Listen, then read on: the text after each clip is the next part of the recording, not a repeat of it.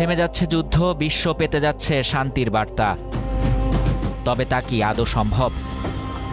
ইরানে হামলার পর থেকে আর আলোর মুখ দেখতে না পেরে এখন সেই অসম্ভবকে কোনোভাবেই সম্ভব করতে পারছেন না মার্কিন প্রেসিডেন্ট ডোনাল্ড ট্রাম্প।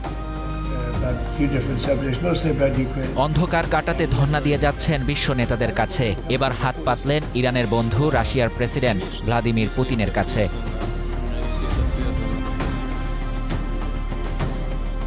ইরানের ক্রমবর্ধমান ইউরেনিয়াম মজুত ও পারমাণবিক সক্ষমতা নিয়ে দীর্ঘদিনের বিরোধ নিষ্পত্তিতে ওয়াশিংটনকে সহায়তার প্রস্তাব দিয়েছেন পুতিন।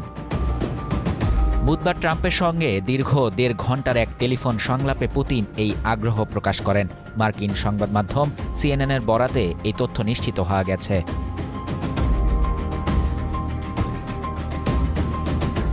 এদিকে ওভাল অফিসে দেয়া এক সাক্ষাৎকারে প্রেসিডেন্ট ডোনাল্ড ট্রাম্প জানান, পুতিনের সঙ্গে তার অত্যন্ত ফলপ্রসূ আলোচনা হয়েছে।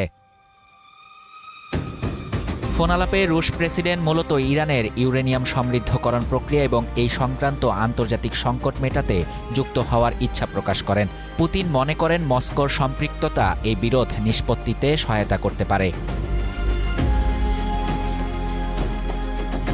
তবে পুতিনের এই প্রস্তাবের বিপরীতে নিজের স্বভাবসুলভ দৃঢ় অবস্থান ব্যক্ত করেছেন ডোনাল্ড ট্রাম্প। তিনি পুতিনকে সরাসরি বলেন, পুতিন আমাদের সহায়তা করতে চান, কিন্তু আমি বলেছি আমাকে সহায়তা করার আগে আপনার নিজের যুদ্ধ শেষ করতে হবে।